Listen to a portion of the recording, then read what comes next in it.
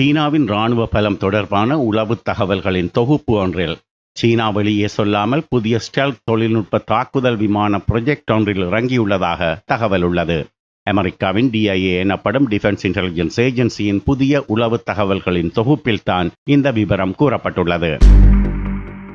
சீனா நீண்ட வீச்சு கொண்ட ஸ்டெல்த் தொழில்நுட்ப தாக்குதல் விமானம் long range stealth fighter jet ஒன்றின் வடிவமைப்பில் அல்லது தயாரிப்பில் ஈடுபடுகிறது என சமீப காலமாக கூறப்பட்டு வந்தது. ஆனால் அதை சீனா கூறவில்லை, வெளியே வேறு தரப்புகளால் கூறப்பட்டு வந்த கதை அது.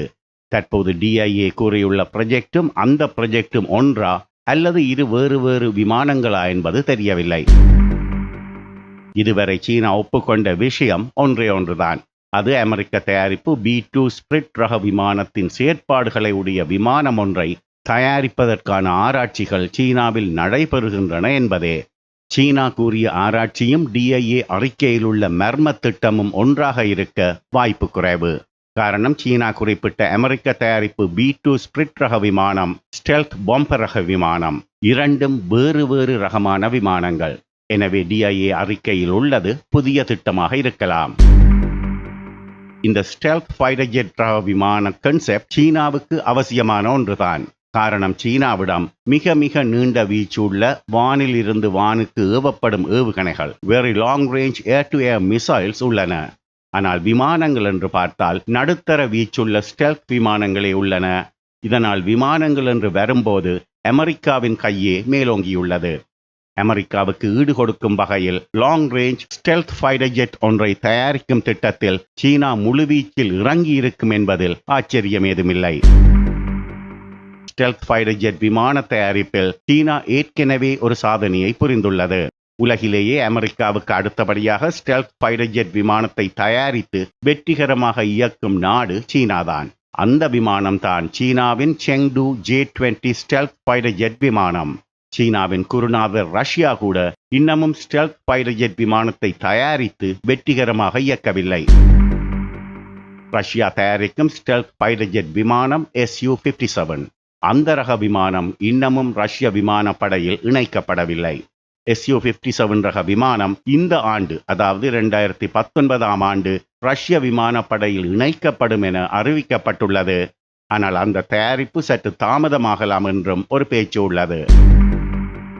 சீனா வெளியே சொல்லாமல் புதிய ஸ்டெல்த் தொழில்நுட்ப தாக்குதல் விமான ப்ரொஜெக்ட் ஒன்றில் இறங்கியுள்ளதாக DIAயின் உளவு தகவல்களின் தொகுப்பில் கூறப்பட்டுள்ளதால் அதை நிச்சயமாக நம்பலாம்.